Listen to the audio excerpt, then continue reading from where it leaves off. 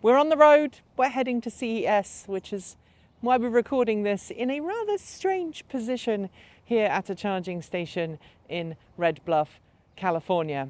We're charging up with our charge point. We've got all of the stuff that was on the roof bars yesterday inside the car because you were getting 2.4 miles per kilowatt hour driving from Portland down to California with the trailer and the roof box filled with stuff. So we've now taken the roof bag off. The roof bag is now in the back of the car, squishing poor Erin in the rear seat, but we're going to see if that makes any difference today on our road trip. Follow us on the main channel because we're going to be, the secondary channel, the Transport Evolved Take 2, because we're going to be making some videos along our way today. But that's not what I'm talking to you about right now. I'm talking to you about the fantastic news from Tesla, its quarterly delivery figures for the last quarter of 2019. At the moment, these are preliminary figures, and we're going to have to wait until Tesla's official Q4 2019 and end of year report to know these figures officially. But let's be honest, Tesla's got really, really good at making its production and delivery estimates completely correct, or, you know, a few cars out here and there. But it gives us a great idea of how things are going to be going for Tesla in 2020. And we start, I've got the paperwork here because I don't want to get it wrong.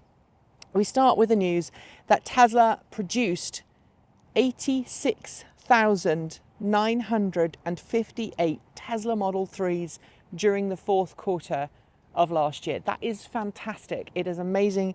It also managed to deliver 92,550 Tesla Model 3s during the same period. Why is the delivery figure higher than the production figure? That means Tesla had some cars in stock at the end of the third quarter, which it then managed to deliver in the fourth quarter before the end of the year. And if you've been watching the Twitter feeds and other YouTubers talk about this, there have been people lining up at Tesla stores around the US, certainly, and I presume around the world, trying to get their cars before the end of 2019, and it seems to have happened. Fantastic to see so many people getting into an electric car. I think sometimes it's really too easy to forget that the reason why we exist and the reason why so many other channels exist is to help people into cleaner, greener, safer and smarter forms of transport. And it is fantastic to see that Tesla has broken some really amazing records. Now, it also managed to produce 17,933 Tesla Model S and Model X combined, and it delivered 19,450 Tesla Model S and Model X combined. That leaves us with a Q4 production of 104,891 vehicles. This is according to Tesla's data here, and a delivery figure for the fourth quarter of 112,000. That is phenomenal. Now, Tesla in its press release, or rather in its financial statement, does tell us the subject to lease accounting, but I think most people are not necessarily too worried about that. And if you are, you can always go and check this out on Tesla's investor relations site. That's ir.tesla.com. Now, interestingly, that leaves us with a yearly total for 2019 of 367,500 vehicles for the entire of 2019. And that leaves me with a question. Is it time that we start treating Tesla as a mainstream automaker? And I think it is. There's a really good reason for that. Just before we started recording, I jumped on my phone. Bear in mind, I'm away from the studio. I'm away from my usual sources of information. And I looked at the sales figures for 2018 for Jaguar Land Rover globally. Tesla sold, I think, close to or slightly more cars in 2019 than Jaguar Land Rover did in 2018. And you think about how people treat Jaguar Land Rover. They treat it as a mainstream automaker. Sure, it's a small volume automaker. And in the automotive world, we have small volume, we have a mid volume, and then we have kind of the large volume automakers.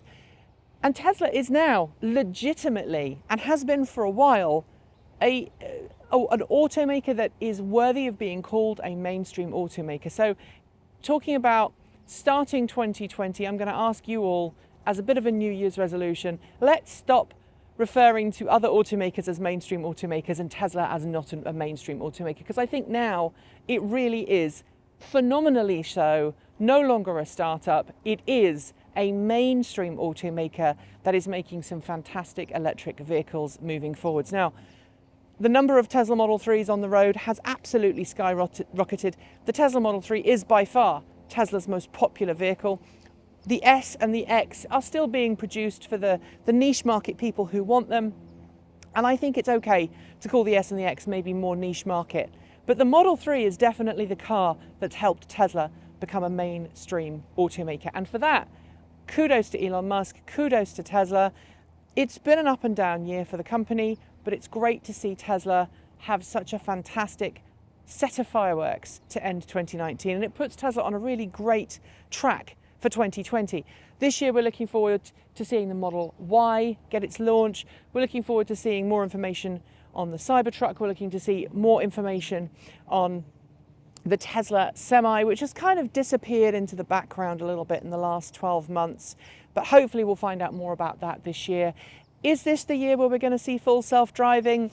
Elon Musk would like to say so. I think a lot of Tesla fans, a lot of Tesla owners would like to say so. Personally, I cannot see it. There's just too much legislative paperwork, too many hurdles, too many legislators around the world that need to be convinced that autopilot is safe or that any autonomous driving system is safe. Autopilot as a technology makes you a far safer driver because it's there, it's keeping your eyes on the road. It's something driving down yesterday. Kate Walton-Elliott, she's behind the camera. Hi, Kate. She's behind the camera. She was driving my Chevrolet Bolt EV, my 2017 Chevrolet Bolt EV, and she noted to me on the way down, oh, yeah, you have to really drive this because she's got the Kia e-Niro and her car has got lane keep assist and it's got adaptive cruise control. And I think those technologies and autopilot, other technologies, all make us safer drivers. But will we become fully autonomous this year? I don't think so. We're going to CES 2020. We'll be there tomorrow. We'll be producing videos throughout the duration that we're there.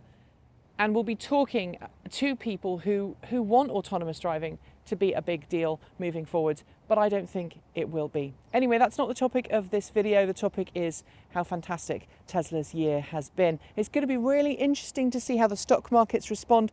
I haven't had a chance to check them out yet. I think the whole stock market at the moment is deflated because of certain things that are happening in the world right now. Donald Trump has done an attack and made an attack in Iran, and the world is jumpy, rightly so right now, and I think that's going to push everyone's stock down. Will Tesla buck the trend? Will Tesla still be able to continue to rise during this turbulence? Let's think about it in a fairly logical way. Oil prices have just gone up by $4 a barrel, we've been told this morning on the news at the hotel. And gas is going to go up at the pumps, and that's good for Tesla because it means more people are going to want to buy an EV. So let me know what you think about this great news in the comments below. I'm Nikki Gordon-Bloomfield. I'll be back soon. Ka kite. See you next time.